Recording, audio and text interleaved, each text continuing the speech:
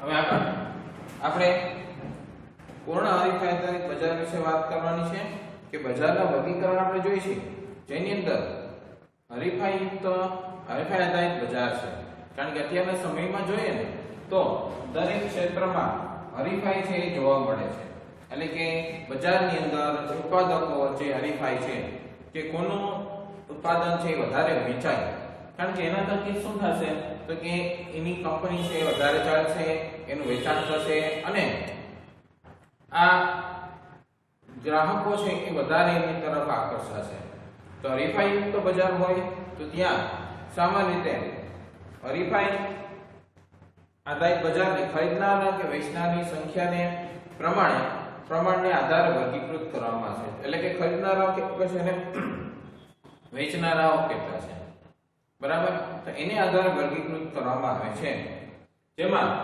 મુખ્યત્વે આપણે વાત કરીએ ને તો જે બજાર અગત્યતા ધરાવે છે જેમાં મુખ્યત્વે વેચનારનું બજાર છે એ અગત્ય ધરાવે છે તેમાં પૂર્ણ હરીફાઈ ઇજારાયુક્ત હરીફાઈ અલ્પ હસ્તક ઇજારો જેવા પ્રકારો ધરાવે છે બધા ડિટેલમાં આપણે ચર્ચા કરીએ છીએ તો હરીફાઈના આધારે બજારના પ્રકારો છે ને બે ભાગમાં વિભાજિત કરવામાં આવે છે બરાબર તો અહીં આપણે બજારનું વર્ગીકરણ જોઈએ છીએ કે જેમાં હવે અહીં આપણે જોઈએ બજારનું વર્ગીકરણ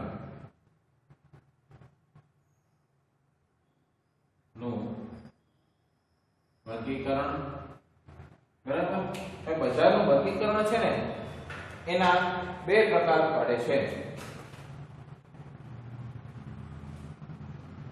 બરાબર બે પ્રકાર છે તો એમાં એક તો પૂર્ણ હરીફાઈ છે અને બીજી અપૂર્ણ હરીફાઈ પૂર્ણ હરીફાઈ અને અપૂર્ણ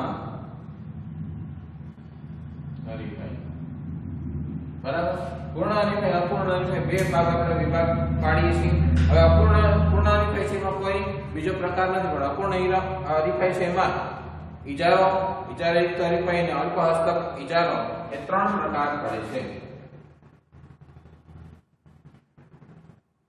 બરાબર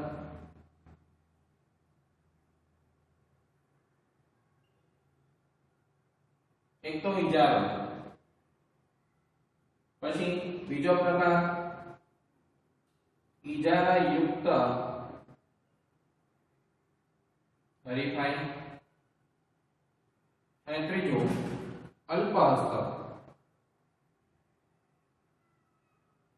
ઇજારો બરાબર તો ઇજારાયુક્ત હરીફાઈ અને અલ્પ હસ્તક ઇજારો અહીંયા આપણે જો બજારનું વર્ગીકરણ બે રીતે કર્યું એક તો પૂર્ણ હરીફાઈ અને બીજું અપૂર્ણ હરીફાઈ હવે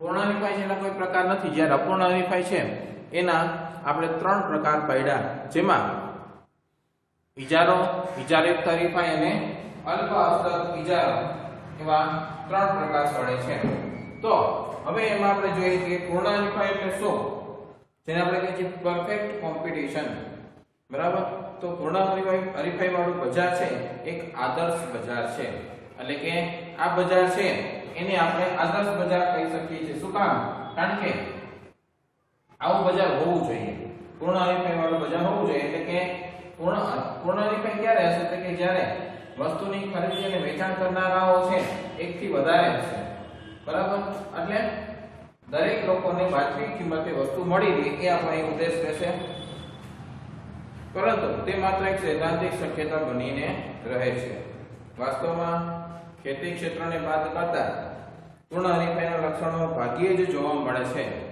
બરાબર તો વાસ્તવમાં એ શક્યતા પૂરી નથી થતી કારણ કે પૂર્ણ હરીફાઈ વાળા બજારની તમામ શરતો એટલે કે જે પૂર્ણ હરીફાઈ કોને કહેવાય એની શરતો હોય આ તમામ શરતો એક જ સાથે ભાગ્યે જ સંતોષાય છે એટલે અમુક શરતો સંતોષાતી હોય તો અમુક સમયે હરીફાઈ હોય અમુક સમય ન હોય એ પરિસ્થિતિ સર્જાય છે એટલે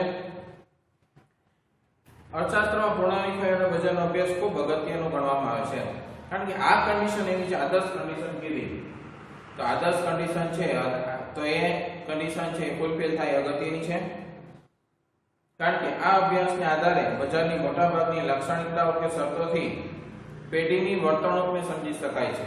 જે માનવની વર્તણૂક હોય તે પેઢીની વર્તણૂક હોય બજારમાં, બરાબર. તો પેઢીની વર્તણૂકને સમજવી હોય તો પૂર્ણ હરીફાઈવાળું બજાર છે એનો અભ્યાસ કરવો પડે. ઉપરાંત એના બીજા પ્રકાર છે ઇજારો, ઇજારી હરીફાઈ અને અલ્પહસ્તક ઇજારો.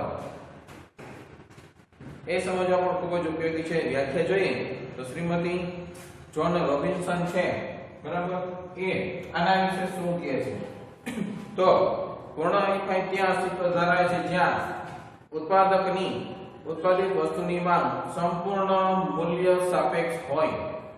મૂલ્ય સાપેક્ષ, મૂલ્ય નિરપેક્ષ એ આપણે અગાઉના ચેપ્ટરમાં જોયેલું, બરાબર, માંગમાં જોયું, ખાસ કરીને માંગની અંદર આપણે જોયેલું. તો અહીંયા શું કહે છે શ્રીમતી જોન રોબિન્સન કે પૂર્ણ હરીફાઈ ત્યાં અસ્તિત્વ ધરાવે છે કે જ્યાં ઉત્પાદકની ઉત્પાદિત વસ્તુની માંગ મૂલ્ય સાપેક્ષ, સંપૂર્ણ મૂલ્ય સાપેક્ષ હોય. જ્યારે પ્રોફેસર લેફ્ટવિચના મતે પૂર્ણ હરીફાઈ એટલે તો કે પૂર્ણ હરીફાઈ એક એવી બજાર વ્યવસ્થા છે કે જેમાં બજાર કિંમતને અસર પહોંચી શકે તેટલી મોટી પેઢી સમગ્ર બજારમાં ન હોય અને સાથે ઘણી પેઢીઓ સમાન ગુણી વસ્તુનું વેચાણ કરે છે. તો અહીં આપણે પૂર્ણ હરીફાઈ કહીએ છીએ, બરાબર. હવે પૂર્ણ હરીફાઈના લક્ષણો, ક્યાં લક્ષણો છે જેના આધારે આપણને ખબર પડે કે પૂર્ણ હરીફાઈ છે. પહેલો પ્રકાર આપણે જોઈશું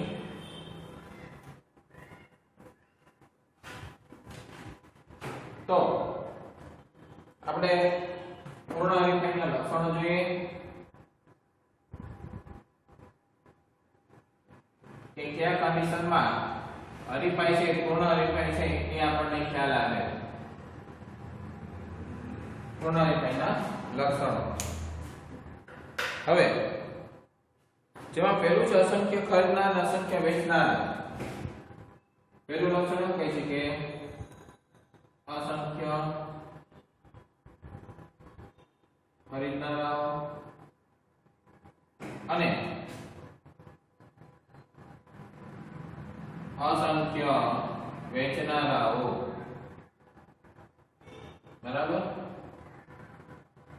આ પહેલું લક્ષણ છે કે જ્યાં ખરીદનારાઓ અસંખ્ય છે એટલે કે ઘણા બધા છે, વેચનારાઓ અસંખ્ય છે એટલે કે ઘણા બધા છે. તો પૂર્ણ હરીફાઈ વાળા બજારની પ્રાથમિક શરત એટલે કે અસંખ્ય ખરીદનાર અને વેચનાર. આ પહેલી શરત છે. પૂર્ણ હરીફાઈ કોને કહેવાય તો પહેલી શરત છે એટલે કે બજારમાં ખરીદનાર અને વેચનારા અગણિત છે.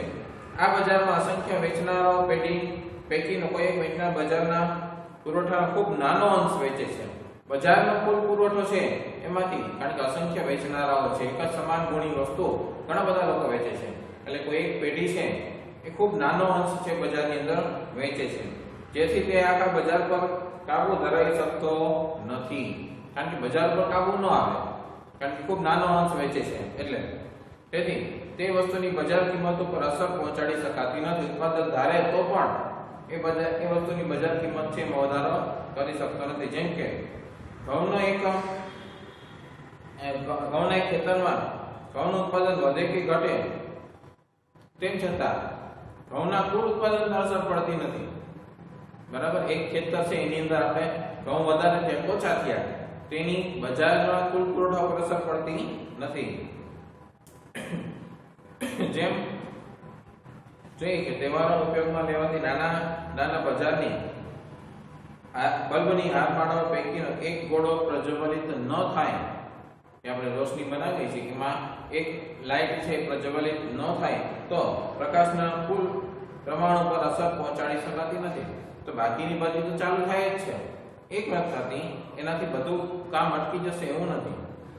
તેમ વેચનાર એ આ બજારનો ખૂબ નાનકડો ભાગ હોય તે વસ્તુની કિંમત ઉપર પ્રભાવ પાડી શકતો નથી, કારણ કે એની વસ્તુ બજારમાં છે એ ખૂબ ઓછા પ્રમાણમાં છે, જેથી કરીને વસ્તુની કિંમત ઉપર એ પ્રભાવ નહીં પાડી શકે.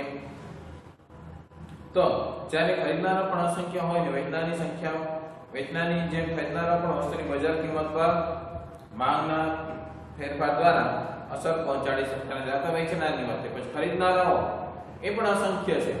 કારણ કે આપણે કન્ડિશનમાં કીધું અસંખ્ય વેચનાર અસંખ્ય ખરીદનારાઓ, તો એ પણ અસંખ્ય છે ખરીદનારાઓ પણ, જેથી કરીને એ પણ બજારની માંગ દ્વારા કિંમત ઉપર અસર પહોંચાડી શકતા નથી.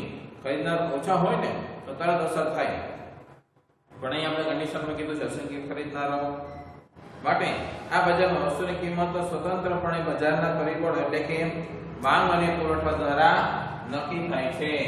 બરાબર. તો અહીંયા આપણે જોઈએ એનું લક્ષણ આપણે જોઈએ તો પ્રથમ શરત છે એટલે કે આ પ્રાથમિક શરત છે. પહેલું વસ્તુ આપણે એવું કહે કે આ તો પ્રાથમિક શરત છે. પછી તો અહીંયા અસંખ્ય ખરીદનાર અને વેચનારાઓ છે, એટલે કે બજારમાં અસંખ્ય વેચનારાઓ પૈકી બજારમાં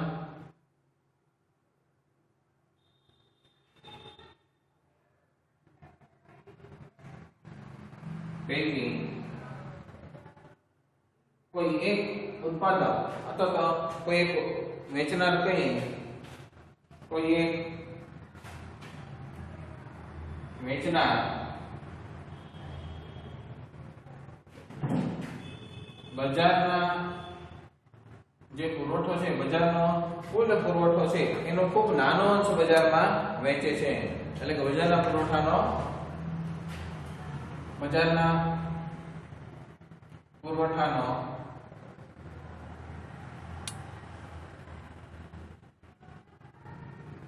બરાબર. તો બજારના પુરવઠાનો ખૂબ નાનો અંશ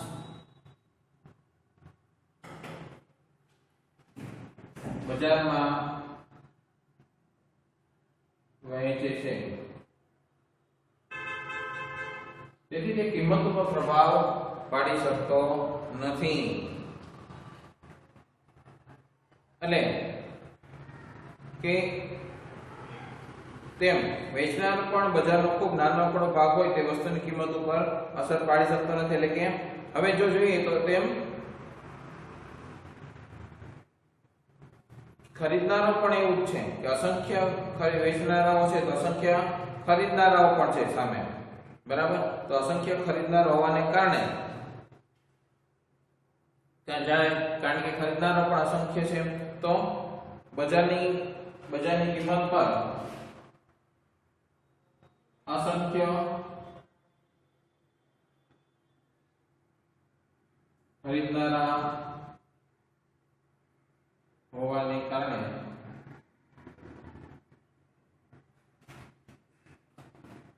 તે પણ પોતાની માંગ દ્વારા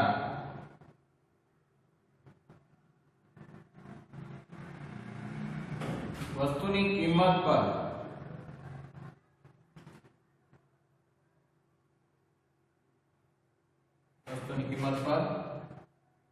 અસર પાડી શકતા નથી. એટલે માંગમાં વધઘટ કરી અને કિંમતમાં ફેરફાર લાવી શકતા નથી. બરાબર. એટલે માટે આ બજારમાં વસ્તુની કિંમત સ્વતંત્રપણે બજારના પરિબળો એટલે કે માંગ અને પુરવઠા દ્વારા નક્કી થાય છે. તો અહીં શું હોય છે તો કે વસ્તુની કિંમત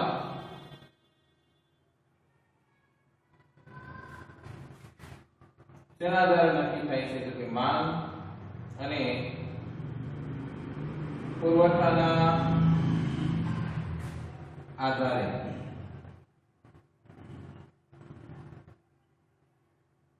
નક્કી થાય છે. બરાબર. તો વસ્તુની કિંમત છે એ માંગ અને પુરવઠાના આધારે નક્કી થાય છે.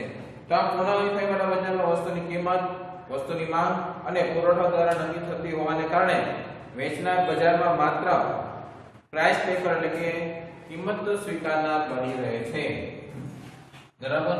વસ્તુની કિંમત આધારે જેથી અહીંયા શું થાય છે તો કે વેચનાર બજારમાં માત્ર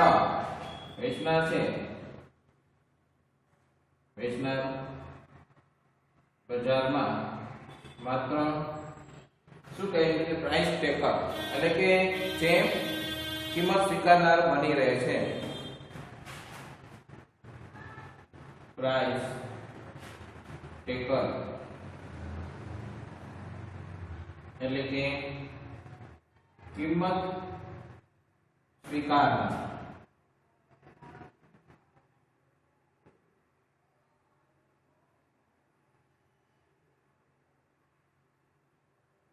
બની રહે છે, કારણ કે એને તો માત્ર કિંમત છે જે બજારની અંદર એ સ્વીકાર કરવો પડે, એને પ્રાઇસ નક્કી નથી કરી શકતા, કારણ કે બજારની કિંમત વસ્તુની કિંમત ઉપર અંકુશ નથી, એટલે જે બજારમાં કિંમત ચાલે છે એને સ્વીકારવા સિવાય એની પાસે બીજો કોઈ વિકલ્પ નથી, એટલે પ્રાઇસ ટેકર એટલે કે કિંમત સ્વીકારનાર બની રહે છે, બરાબર.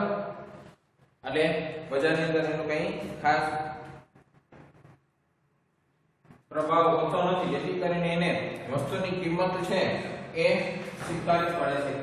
અને બજારની કિંમત ઉપર અસર કોણ પાડી શકે છે, તો કે બજારની કિંમત ઉપર માત્ર માંગ અને પુરવઠો અસર પાડી શકે છે, બરાબર. એટલે એના દ્વારા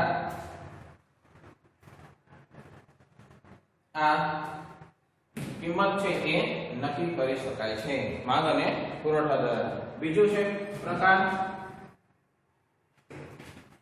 સોનારીફાઈની સ્થિતિ ક્યારે હોય, એનો બીજો પ્રકાર કે સમાન ગુણી વસ્તુઓ, બરાબર. બીજો પ્રકાર જોઈએ તો સમાન ગુણી વસ્તુઓ, અને કોમ્પિટિશન કોની વચ્ચે હોય, સમાન ગુણી વસ્તુઓની વચ્ચે કોમ્પિટિશન હોય, એટલે કે આપણે વાત કરીએ તો જે સમાન ગુણી વસ્તુઓ છે એની વચ્ચે કોમ્પિટિશન હોય, તો કારણ કે હરીફાઈ માટે શું જરૂરી છે, તો કે હરીફાઈ માટે પેઢી છે એ સરખી વસ્તુનું સમાન ગુણી વસ્તુનું વેચાણ કરતી હોય એ જરૂરી છે. તો આ બીજી અગત્યની શરત છે. તો સમાન ગુણી વસ્તુ એટલે કે રૂપ, રંગ, ગંધ, સ્વાદ, આકાર, વજન, ગુણવત્તા વગેરે જે બાબતોમાં એકસરખી હોય છે, એટલે કે નિયર અબાઉટ એકબીજાને મળતી આવતી હોય છે. વસ્તુ બધી જ રીતે એકસરખી હોવાથી તે એકરૂપ, સમરૂપ કે સરખી વસ્તુ તરીકે ઓળખવામાં આવે છે, કારણ કે બધી વસ્તુ એકબીજા સાથે મળતી આવે છે, એટલે એકરૂપ પણ કહી શકીએ અને સમરૂપ પણ કહી શકીએ છીએ. તો આ જ કારણરૂપ આ બજારની તમામ વસ્તુ એકબીજાથી સંપૂર્ણ અવેજી હોય છે. તો અહીંયા બજાર અગત્યનું શું છે, એકબીજાની અવેજી. એક વસ્તુ નથી મળતી તો બીજી લઈ શકો છો, બીજી નથી મળતી તો ત્રીજી લઈ શકો છો, એટલે સંપૂર્ણ અવેજી અહીંયા બજારની અંદર એ જોવા મળે છે, કારણ કે વસ્તુઓ સરખી છે અહીંયા. તો સમાન ગુણી વસ્તુઓ એક બીજી અગત્યની બાબત, સમાન ગુણી વસ્તુઓનું અસ્તિત્વ છે. તો અહીંયા એક મુદ્દો આપણે એવો લખી શકીએ કે વસ્તુઓ છે એ કેવી છે, તો કે વસ્તુઓ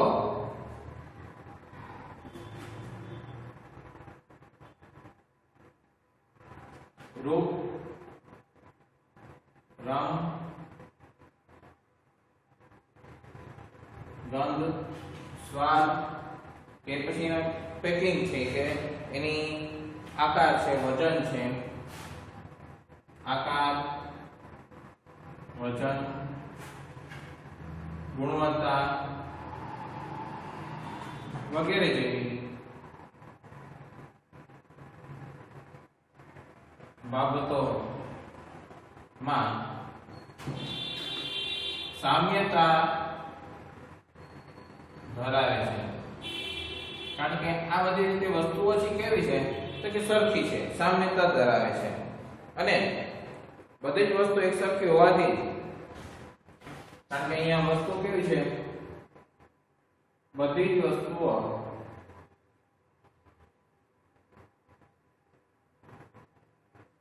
એક સરખી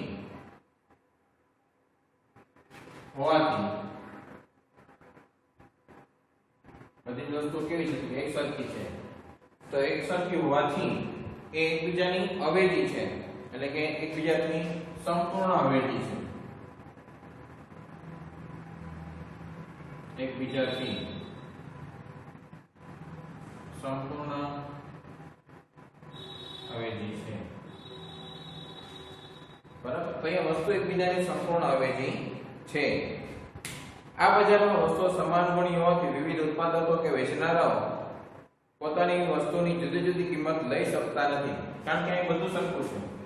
એટલે એક વ્યક્તિ વધારે કિંમત એક ઓછી લે એવું નહીં, સામાન્ય રીતે બધાએ સમાન કિંમત લેવી પડે છે. એટલે કે પોતાની તે કિંમત નક્કી કરી શકતા નથી. જ્યાં ખરીદનારાઓએ સમાન ગુણી વસ્તુઓ હોવાને લીધે તેમાં સામ્યતા જોતા જુદી જુદી કિંમત ચૂકવવા તૈયાર થતા નથી.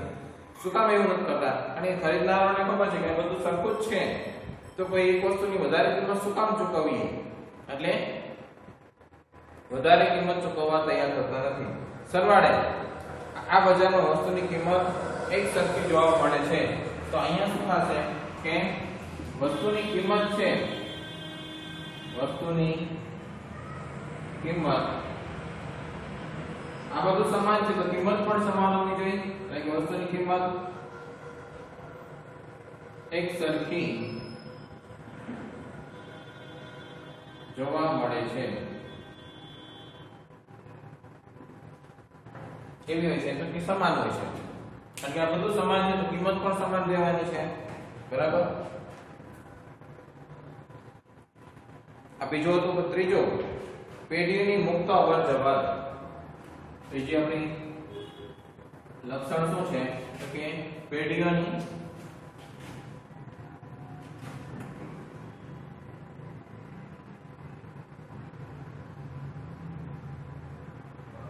મુક્ત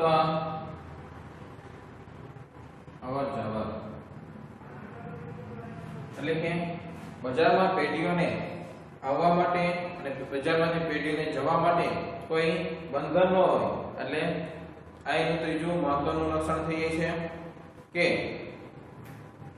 અહીં પેઢીઓ છે મુક્ત અવરજવરનો અર્થ કે પેઢી ઉદ્યોગમાં કોઈ પણ વિના નિયંત્રણ પ્રવેશે અને વિના નિયંત્રણમાંથી બહાર પણ નીકળી શકે છે. એટલે કે પ્રવેશ અને નિકાસ જ્યારે કોઈ ઉદ્યોગ અસામાન્ય નફાની સ્થિતિમાં હોય ત્યારે અસામાન્ય નફાથી આકર્ષાઈને પેઢીઓ મુક્તપણે બજારની અંદર પ્રવેશ કરે છે. શું કામ? કારણ કે અહીંયા શું હોય છે? તો કે પેઢીઓ છે એ શું કરે છે? તો બીજા લોકોનું જોવે છે કે બીજી પેઢીઓ છે એ બજારમાં સારો નફો કમાય છે, અસામાન્ય નફો કમાય છે, જેથી કરીને આ પેઢીઓ શું કરે છે? તો કે બજારમાં આવે છે.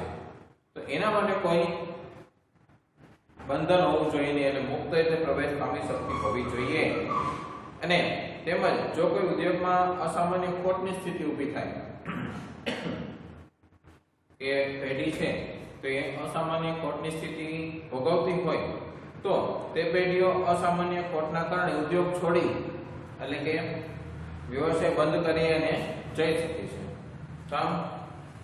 આ બજારમાં હરીફાઈમાં પેઢીની અવરજવર પર કોઈ પ્રતિબંધ હોતો નથી. તો અહીંયા પ્રતિબંધ નથી હોતો, બરાબર? તો પૂર્ણાવલીમાં બજારમાં પેઢીની મુક્ત અવરજવર છે એ ક્યાં જોવા મળે? કે માત્ર ટૂંકા ગાળામાં જોવા મળે છે, બરાબર? એ ટૂંકા ગાળામાં પેઢીઓ આવે છે, જાય છે એમ. પણ એટલે કે ટૂંકા ગાળામાં આ પેઢીઓ આવે છે અને હરીફાઈમાં જે નફો છે એનાથી આકર્ષાઈને બજારની અંદર પ્રવેશ કરે છે, અથવા તો ખોટના કારણે બિઝનેસ છે છોડી અને જાય છે, એટલે કે બજારમાંથી વહી જાય છે. પરંતુ લાંબા ગાળે જ્યારે પૂર્ણ હરીફાઈ વાળો બજાર સામાન્ય નફાની સ્થિતિ હાંસલ કરે છે, હવે અસામાન્ય નફામાંથી સામાન્ય નફામાં આવ્યા, તો સામાન્ય નફાની સ્થિતિ હાંસલ કરે છે ત્યારે પેઢીઓ આવા ઉદ્યોગમાં પ્રવેશનું આકર્ષણ રહેતું નથી. કારણ કે પેઢીને શું થાય છે કે સામાન્ય નફો મળે છે, અને જો આપણે નવી પેઢી તરીકેમાં એન્ટર થશું તો આપણને તો એ પોસાશે જ નહીં. એટલે એના માટે કોઈ આકર્ષણ રહેતું નથી, અને તેથી પેઢીઓ ઉદ્યોગમાં પ્રવેશ બંધ કરે છે. તેવી જ રીતે ઉદ્યોગમાં સામાન્ય નફાની સ્થિતિ એ કોઈ ખોટ ન કરતી હોય તેથી ઉદ્યોગ છોડીને પણ નથી જતી, કારણ કે સામાન્ય નફો તો મળે જ છે, એટલે ઉદ્યોગ છોડીને પણ કોઈ જતું નથી. એટલે લાંબા ગાળે આ પરિસ્થિતિ હોતી નથી. ટૂંકા ગાળા માટે બરાબર છે, કે લોકો બીજી પેઢીઓ છે નફાથી આકર્ષાય અને પેઢીમાં પ્રવેશ કરે, ખોટ થાય તો પેઢી છે બજારમાંથી વહી જાય. પણ લાંબા ગાળે જોઈએ તો આ પરિસ્થિતિ જે સામાન્ય નફો થાય એટલે આ પરિસ્થિતિ જોવા મળતી નથી. પછી બજાર અંગેનું સંપૂર્ણ જ્ઞાન.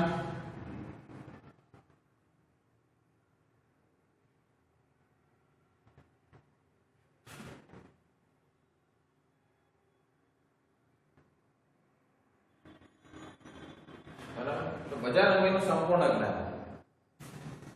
પૂર્ણાલી ફેરવેલ બજારમાં ઉત્પાદકો, વેચનારાઓ અને ખરીદનારાઓને બજાર અંગેનું એટલે કે વસ્તુની કિંમત, વસ્તુની ઉપલબ્ધતા વગેરે વિશેનું જ્ઞાન હોય છે.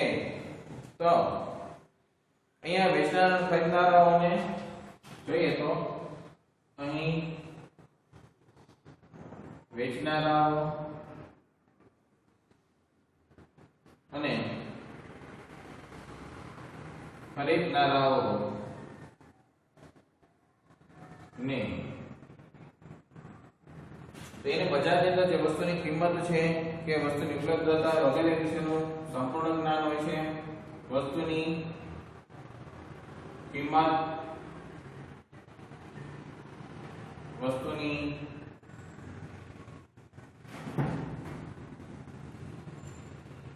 ઉપલબ્ધતા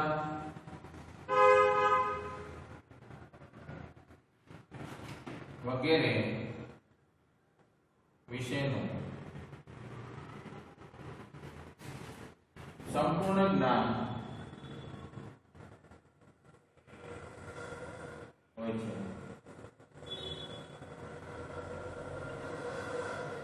બરાબર, અહીંયા જ્ઞાન છે, ખબર છે કે બજારની અંદર આ વસ્તુ છે એની કઈ કિંમત છે ને બજારમાં આ વસ્તુ કેટલા પ્રમાણમાં છે એટલે સંપૂર્ણ જ્ઞાન છે. તો અહીંયા બજારમાં ઉત્પાદક કે વેપારી અને ઉત્પાદકો કે વેપારી એઓ કઈ કિંમતે વસ્તુ વેચે છે, અવેજી કે પૂરક વસ્તુઓ, ગુણવત્તાઓ છે કે કઈ ગુણવત્તા વેચે વગેરે બાબતોથી માહિતગાર હોય છે. એટલે કે એને બદલે જે વસ્તુ વેચે છે એની શું ગુણવત્તા છે, એની શું કિંમત છે, આ બધી બાબતોથી એ માહિતગાર હોય છે. આથી આવી સમાન ગુણી વસ્તુઓ ધરાવતા બજારમાં કોઈ એક ઉત્પાદક કે વેપારી વસ્તુની જુદી જુદી કિંમત મેળવી શકતો નથી. એટલે કે અહીંયા વેપારી કે ઉત્પાદક છે એક જ સરખી વસ્તુની અલગ અલગ કિંમત લઈ શકતા નથી. એટલે કે ભેદભાવ, વસ્તુની કિંમતના ભેદભાવ સર્જવામાં અસમર્થ હોય છે. તેથી આ બજારમાં વસ્તુની કિંમત એક સરખી હોય છે. પછી પૂર્ણાલી ફેરવેલ બજારમાં ગ્રાહકો એટલે કે ખરીદનારાઓ પણ વસ્તુની કિંમતથી માહિતગાર હોય છે. બરાબર, જેને કારણે કોઈ ઉત્પાદક ખરીદનાર પાસેથી વધુ કિંમત લઈ શકતો નથી. કારણ કે ખરીદનારને ખબર છે કે આ કિંમત, વસ્તુની કિંમત શું છે, એટલે કોઈ એક ઉત્પાદક છે આ વધારે કિંમત લઈ શકતો નથી. આમ ખરીદનાર અને વેચનાર પણ બજાર અંગેનું સંપૂર્ણ જ્ઞાન, બજારમાં એક સરખી કિંમતે પ્રવર્તે છે, જેના કારણે બજારમાં માંગ રેખા છે કે બને છે કે સંપૂર્ણ મૂલ્ય સાપેક્ષ, તેવી સંપૂર્ણ મૂલ્ય સાપેક્ષ બને છે. કારણ કે અહીંયા ખરીદનારો અને વેચનારો બંનેને બજાર અંગેનું સંપૂર્ણ જ્ઞાન છે. બરાબર છે, એટલે કે સંપૂર્ણ મૂલ્ય સાપેક્ષ બને છે. પછી પાંચમું, ઉત્પાદનના સાધનો સંપૂર્ણ ગતિશીલ. જો ઉત્પાદન છે તેના સાધનોની આપણે વાત કરીએ. ઉત્પાદનના સાધનો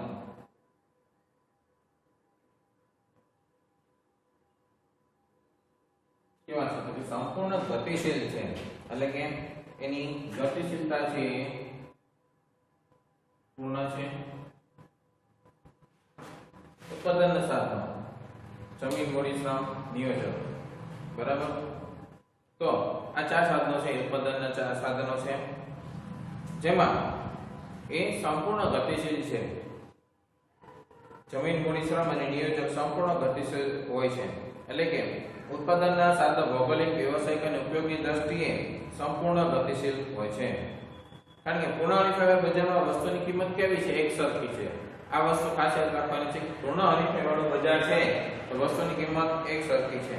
તે જ રીતે ઉત્પાદનના સાધનોની કિંમત એટલે કે વળતર પણ એક સરખી જ રીતે હોય છે. કારણ કે ઉત્પાદનના જે સાધનો છે જમીન, મૂડી, શ્રમ, નિયોજક, જમીનને ભાડું, મૂડીને વ્યાજ, શ્રમને વેતન અને નિયોજકને નફો આ એનું વળતર છે. તો એ પણ એક સરખું હોય છે. કારણ કે ઉત્પાદનના સાધનો સંપૂર્ણ ગતિશીલ તેમજ ઓછા વળતરથી વધુ વળતર તરફ સ્થળાંતર પામે છે. સ્વાભાવિક છે કે કંઈ ઓછું વળતર છે તેના આગળ જઈને વધુ વળતર મળતું હોય ત્યાં ગતિશીલ થાય છે. ત્યાં વારંવાર થતા સ્થળાંતરને ટાળવા પેઢીઓને એક સમાન વળતર આપવાની ફરજ પડે છે. એટલે કે સ્થળાંતર ન થાય એના માટે શું કરવું? કે સમાન વળતર આપવું બધાને, જેથી કરીને એ સ્થળાંતર ન થાય. પછી વાહન વ્યવહાર ખર્ચનો અભાવ. ત્યાર પછીનું લક્ષણ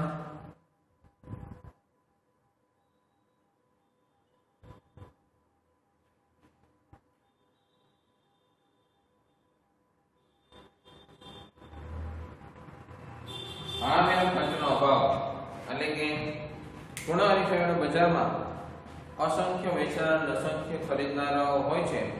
અને પૂર્ણ હરીફાઈના વિશ્લેષણમાં જોઈએ તો બજારમાં વાહન વ્યવહારનો ખર્ચ છે એ ખૂબ જ નાનો અંશ હોવાથી તેને ગણતરીમાં લેવામાં આવતો નથી.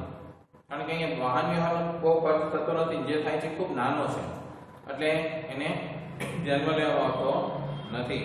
જેથી વાહન વ્યવહાર ખર્ચ છે એ શૂન્ય છે એમ સ્વીકારી લેતા વાહન વ્યવહાર ખર્ચ અંગેની ગેરહાજરી આ બજારનું એક મહત્વનું લક્ષણ બને છે.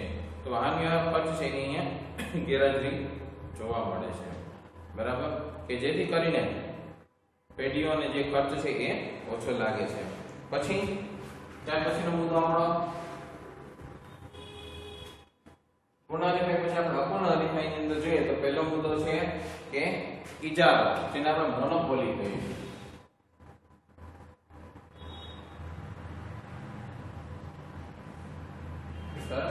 અપૂર્ણ હરીફાઈ આપણે ત્રણ પ્રકાર જોયા હતા: ઇજારો, ઇજારાયુક્ત હરીફાઈ અને અલ્પ હસ્તક ઇજારો.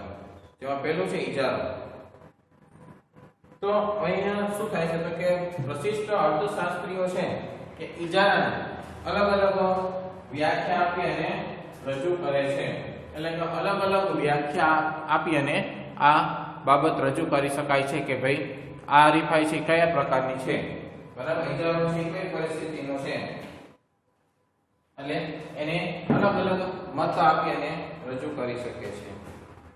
એટલે કે બે વિરુદ્ધ દિશાના બિંદુઓ અંત બિંદુઓ તરીકે પૂર્ણ હરીફાઈ અને શુદ્ધ ઇજારાની ચર્ચા કરી છે.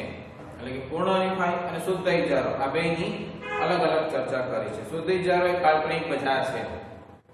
જેમ આપણે પૂર્ણ હરીફાઈ કીધું કે આદર્શ છે પણ કાલ્પનિક કહી શકીએ, એટલે અહીંયા શુદ્ધ ઇજારો એ કાલ્પનિક બજાર છે. વાસ્તવમાં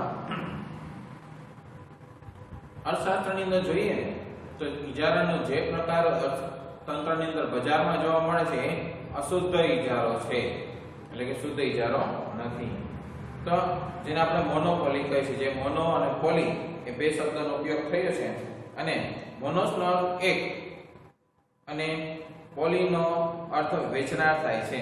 એટલે કે મોનોપોલી તો આ શબ્દનો અર્થ શું થઈ ગયો કે એક વેચનારનું બજાર. બરાબર, અહીંયા વેચનારના ઇજારાની વાત કરે છે. તેનો અર્થ શું થયો? ઇજારો એટલે શું તો કે વેચનાર એક જ છે અથવા તો ખૂબ ઓછા છે. અહીંયા એક જ વેચનાર છે એવું માની લે છે, બજારમાં ખરીદનારાઓ ઘણા છે. એટલે કે આ વ્યક્તિ જે ખરીદનારાઓ છે ને જે કિંમત કહેશે એ કિંમતે જ લેવાની છે. શું કામ? કારણ કે એની પાસે બીજો વિકલ્પ નથી. એટલે કે ઇજારાની પરિસ્થિતિ છે એવું કહેવાય, મોનોપોલી છે એની. તેમાં પ્રોફેસર ચેમ્બરલિન વ્યાખ્યા આપે છે કે જ્યારે વસ્તુના પુરવઠા પર કોઈ એક પેઢીનો અંકુશ હોય તો તેને ઇજારો કહે છે. બરાબર, એ શું કહે છે કે વસ્તુના પુરવઠા પર કોઈ એક પેઢીનો અંકુશ હોય, વસ્તુના પુરવઠા પર કોઈ એક પેઢીનો અંકુશ હોય તો એ પરિસ્થિતિ શું છે? ઇજારો છે. આ વ્યાખ્યા કોણ આપે છે? પ્રોફેસર ટિમ્બરલેન્ડ, બરાબર, એ વ્યાખ્યા આપે છે કે વસ્તુના પુરવઠા પર વેગ પેઢીનો અંકુશ હોય તો તે ઇજારો છે. જ્યારે પ્રોફેસર સ્ટીગલર શું કહે છે કે વસ્તુનો એક જ વેચનાર એટલે કે ઇજારદાર, વસ્તુનો એક જ વેચનાર એટલે ઇજારદાર,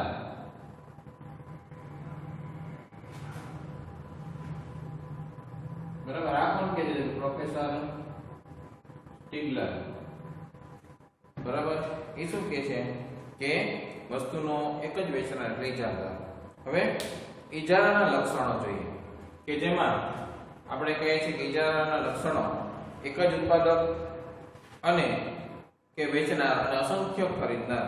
હવે જે પૂર્ણ હરીફાઈની સ્થિતિ હતી એનાથી વિરુદ્ધ પરિસ્થિતિ જોવા મળે છે. તો ઇજારાના લક્ષણો પહેલું છે એક જ ઉત્પાદક કે વેચનાર અને અસંખ્ય ખરીદનાર. અહીંયા છે એક જ ઉત્પાદક કે વેચનાર અને અસંખ્ય ખરીદનાર. તો અહીંયા શું કન્ડિશન બને છે કે ઇજારાવાળા બજારમાં કેવો ઇજારો તો કે અહીંયા એક જ ઉત્પાદક કે વેચનાર છે અને અસંખ્ય ખરીદનાર છે.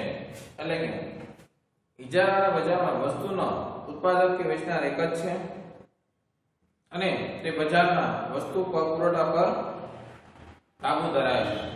કારણ કે એ જેટલી વસ્તુ બજારમાં વેચવા માટે મૂકશે ને એટલી જ વસ્તુ વેચાશે, એના સિવાય વધારે નહીં, કારણ કે એનો બજાર પર કાબુ છે, બરાબર.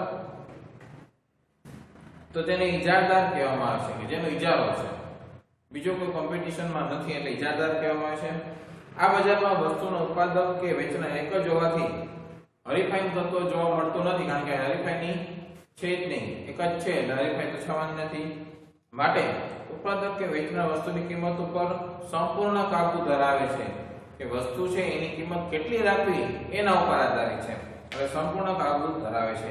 આ બજારમાં ઉત્પાદક કે વેચનાર છે એ વસ્તુની કિંમત પર અસર કરી શકતો હોવાથી તે કિંમત નક્કી કરનાર એટલે કે પ્રાઇસ મેકર આપણે કહીએ છીએ. જ્યારે પૂર્ણ હરીફાઈની પરિસ્થિતિમાં શું પ્રાઇસ ટેકર હતો, કિંમત સ્વીકારનાર હતો.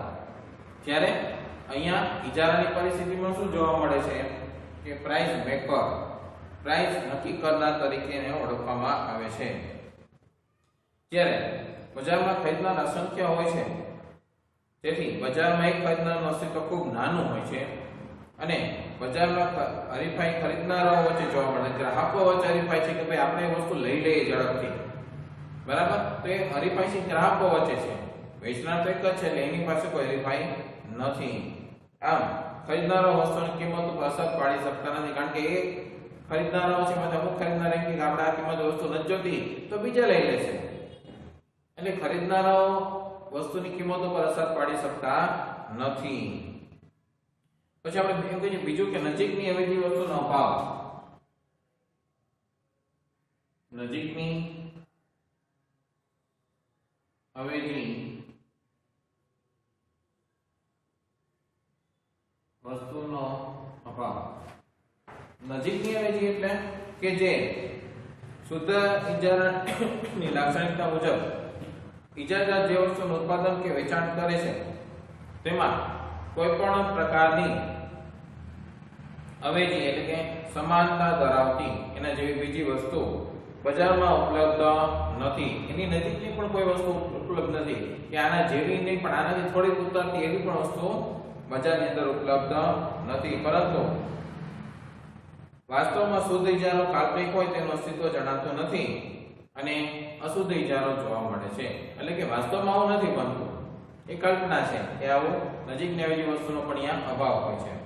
જેમાં નજીકની અવેજી વસ્તુનો અભાવ એટલે કે દૂરની અવેજી વસ્તુ હોવાની શક્યતા છે. દૂરની અવેજી છે કે આની બદલે ચલો બીજી લઈ લે એટલું નહીં પણ 50% વળતર આપે છે તો એ દૂરની અવેજી વસ્તુ કે જેમ કે રેલવેની કોઈ ચોક્કસ સમય અને તારીખે આરક્ષિત ટિકિટ જે રિઝર્વેશન કરાવેલું છે ઉપલબ્ધ ન હોય તો તેની નજીકની અવેજી વસ્તુ એટલે કે બીજી રેલવે કંપનીમાં ટિકિટ મળી શકતી નથી, કારણ કે નજીકની અવેજી વસ્તુ બીજી રેલવે છે એ નથી, એક જ રેલવે છે, ઇન્ડિયન રેલવે, ભારતીય રેલ છે એ, બાકી કોઈ નથી. તો એની નજીકની અવેજી વસ્તુનો અભાવ જોવા મળે છે, કારણ કે એવી કોઈ કંપનીનું અસ્તિત્વ જ નથી, એવી કોઈ પેઢી બજારમાં છે જ નહીં કે આ કામ કરે. તો જ્યારે તે ચોક્કસ સમયે તારીખે મુસાફરી કરવી ફરજિયાત હોય તો, કારણ કે આપણે નક્કી હોય કે ભાઈ એ સમયે આપણે મુસાફરી તો કરવી જ પડશે, એના વગર તો ચાલે એમ જ નથી, એને એ સમયે પહોંચવું જરૂરી છે.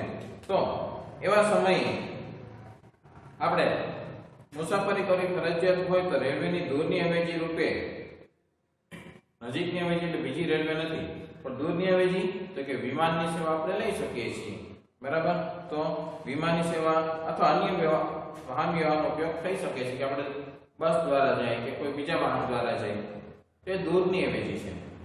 નજીકની અવેજી તો રેલવેની બદલે રેલવે, તો એ નજીકની કહેવાય. જેમ કે એસટી બસ છે અને પ્રાઇવેટ બસો છે, તો એકબીજાની નજીકની અવેજી છે. એસટી બસમાં આપણે સમયસર ન પહોંચ્યા અને ચૂકી ગયા, તેની બદલે પ્રાઇવેટ બસો મળે છે, તો એ નજીકની અવેજી વસ્તુ છે. જ્યારે રેલવે છે તેની સમકક્ષ બીજું કોઈ નથી, એ જ ભાવમાં એ જ કિંમતે એવી જ મુસાફરી કરાવે એવું કોઈ નથી, એટલે એની નજીકની અવેજી વસ્તુનો અભાવ છે. દૂરની અવેજી વસ્તુ તરીકે હવાઈ સેવા છે, એટલે વિમાનની સેવા છે, એસટી બસોની છે કે પ્રાઇવેટ બસો છે કે અન્ય કોઈ વાહન વ્યવહારનો ઉપયોગ આપણે કરી શકીએ છીએ કે જે આપણે જરૂરિયાત પૂરી કરી શકીએ. એટલે નજીકની કોઈ અવેજી વસ્તુ અહીંયા અસ્તિત્વ ધરાવતી નથી. એટલે ઇજારો એવી પરિસ્થિતિ છે કે જેમાં વેચનાર છે એ એક જ હોય છે, એટલે કે એનો બજાર ઉપર કાબુ છે. બજારમાં જેટલો પુરવઠો વેચવા માટે મૂકશે ને એટલો જ વેચાણ થશે. એ પુરવઠો વધારશે તો વધુ વેચાણ, એ પુરવઠો ઘટાડશે તો ઓછું વેચાણ થશે. પરંતુ પુરવઠો એના હાથમાં છે એટલે કિંમત એના હાથમાં છે. તો અહીંયા ખરીદદારો વચ્ચે હરીફાઈ છે. હરીફાઈ તો છે પણ વેચનારની પણ ખરીદનારો વચ્ચે, કારણ કે ખરીદનારો પછી વેચનાર પાસેથી વસ્તુ ખરીદે છે. કોઈ એક ખરીદનાર છે કે બે ખરીદનાર, એને વસ્તુ કિંમત પોસાતી નથી અને નથી ખરીદતા, તો એનાથી વેચનારને કોઈ અસર પડતી નથી, બરાબર. એને તો બીજા લોકો ખરીદવાના છે જ, એટલે એને કોઈ આવી અસર પડતી નથી. તો એનું બીજું મહત્વનું લક્ષણ થઈ ગયું કે નજીકની અવેજી વસ્તુનો ભાવ, ઇજારાનો, બરાબર.